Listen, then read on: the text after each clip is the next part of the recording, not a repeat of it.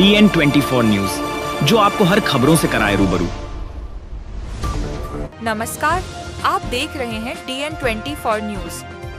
दादरा और नगर हवेली में एक नए काले कानून को लेकर हंगामा मचा हुआ है। प्रशासन और बीजेपी की नई नीति के खिलाफ विरोध तेज हो रहा है। कांग्रेस नेता प्रभु टोकिया ने प्रेस वार्ता के जरिए इस कानून से होने वाले खतरों पर खुलकर बात की।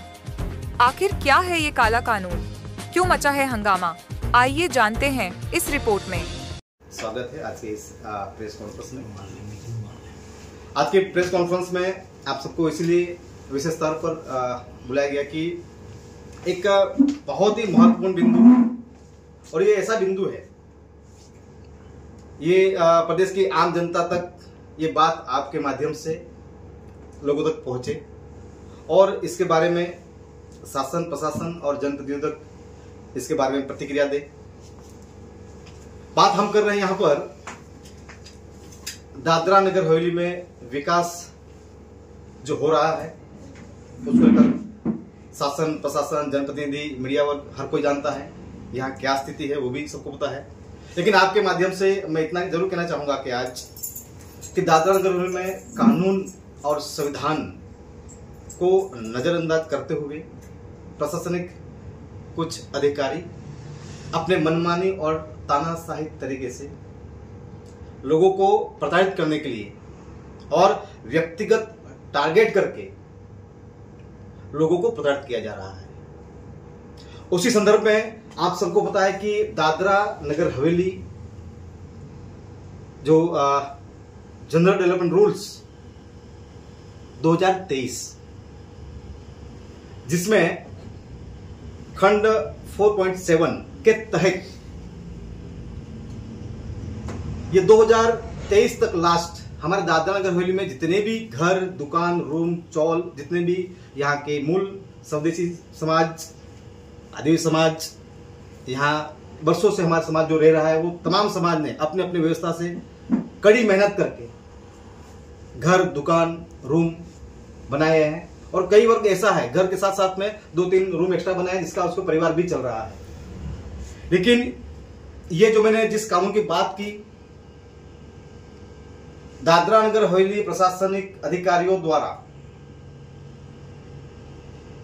ये Dadra Nagar Haveli general development rules 2023 जो खंड 4.7 के तहत तमाम घर, रूम, चौल जो बने हैं नगर पालिका विस्तार में और जिला पंचायत विस्तार में, जो भी बने हैं, जो भी आसियाने बने हैं, वो तमाम, वो सारे घर, दुकान, सारी चीजें अनऑथोराइज, अवैध घोषित कर दिए हैं।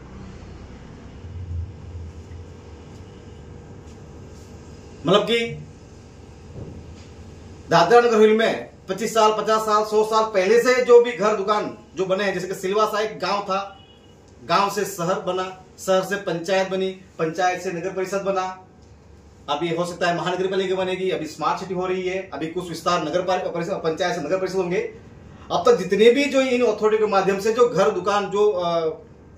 टैक्स भरकर जो ले रहे हैं, वो तमाम चीजें इस कायदे, इस कानून के तहत अनऑथोराइज घोषित कर दिए हैं। आपके माध्यम से हम जानना चाहते हैं ये कि ये कानून किस किस सहमति से बनाया गया। आप सबको पता है कि दादरा नगर हवेली बहुल्य आदिवासी विस्तार अनुच्छेद 13(3) क रूढ़ी प्रथा के तहत जिसको कानूनी संवैधानिक बल प्राप्त है। एज पर शेड्यूल 5, भले आदिवासी विस्तार शेड्यूल 5 नोटिफाइड नहीं है, लेकिन इस विस्तार में जो भी विकास या डेवलपमेंट काम करना है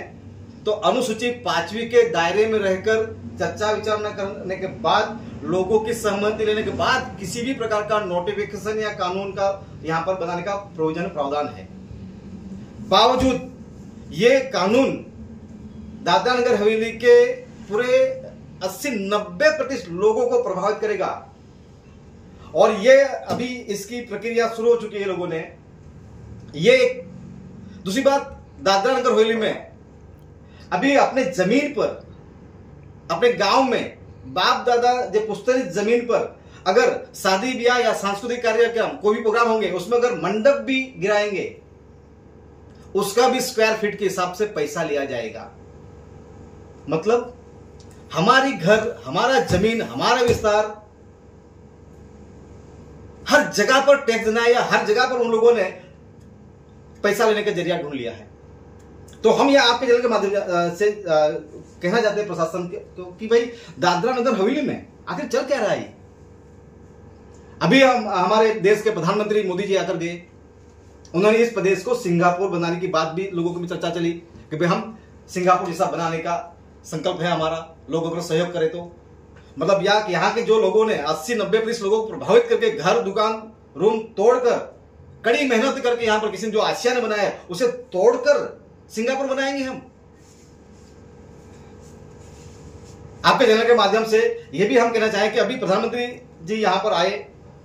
हमें आश्चर्य लगा कि इस बार जो जिस हिसाब से प्रचार हुआ और पूरा बीजेपी पक्ष उसका समर्थन करे, उसका प्रचार करे, वो एक बात हम समझते हैं। लेकिन दादरा नगर हवेली में आजादी के बाद पहली बार ऐसा हमें देखना मिला कि कलेक्टर को निकलना पड़ रहा है लोगों के बीच में प्रचार करने के लिए। और सबसे चल वो भी निकला तो भी ठीक है, लेकिन एक बात जो हमें चुप लगी क्या कि जब प्रधानमंत्री जिस दिन आए उस दिन अंदर जाने के लिए जो प्रोटोकॉल होता है कि यहां पर कोई भी कोई बैग या कोई थैली या कोई ब्लैक टाइप का कोई कपड़ा हो ऐसा है, या हर चीज के ऊपर प्रतिबंध था। फिर प्रधानमंत्री के एग्जैक्टली सामने वाले में करीब करीब 100 फीट लंबा चौड़ा उसके ऊपर लिखा था कि मोदी जी हमारे भगवान हैं। मतलब क्या प्रशासन इस हद तक जाएगा? आपके चैनल के माध्यम से, आप सभी मीडिया मित्रों के माध्यम से शासन प्रशासन से हम सवाल भी कर रहे थे कि दादरा नगर हवेली में जो सचिवालय है, कलेक्टर सचिवालय है, उसका बोर्ड उतार कर भाजपा सचिवालय कर दे। अगर भाजपा के लिए प्रचार करना है तो प्रशासन खुलकर कहते कि सब कुछ भाजपा के लिए आदेश पर भाजपा के हिसाब से ही करना है तो लोग समझ में आए चीजों को लेकर यहां पर। तो आप ये इसकी हम निंदा भी करते हैं। साथ ही ये जो अभी चीजें बनी है, जैसे मैंने बताया, अभी अगले हफ्ते में इस चीज को लेकर हम और ऑफिशियली एक प्रेस कॉन्फ्रेंस करेंगे जिसमें हम ये भी बताएंगे कि इस कानून के तहत अलग अलग व्यक्तियों को जो इनके ऊपर सवाल खड़े करते हैं उनके ऊपर नोटिस जारी किया जा रहा है कि आपका घर अनऑथराइज है,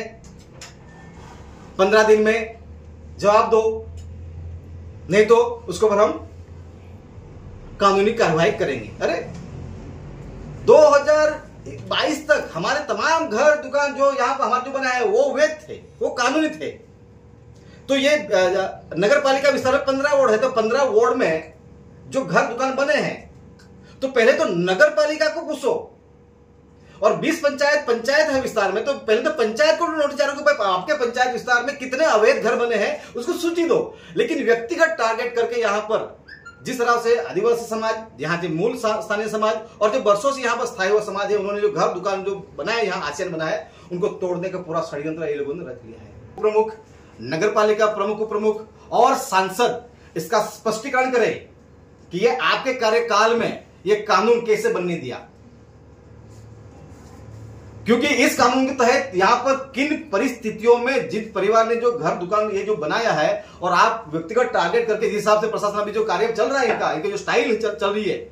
तो उसके हिसाब से ये लोग आने वाले समय में दादरा नगर हवेली में बिल्कुल यहाँ के लोगों को यहाँ पर बिल्कुल रोड पर लाने की तैयारी कर रही है। एक साइड महंगाई चल रही है, एक साइड बेरोजगारी चल रही है यहाँ पर, ऊपर से इस तरह से यहाँ पर आज हमने देखा अभी कुछ समय पहले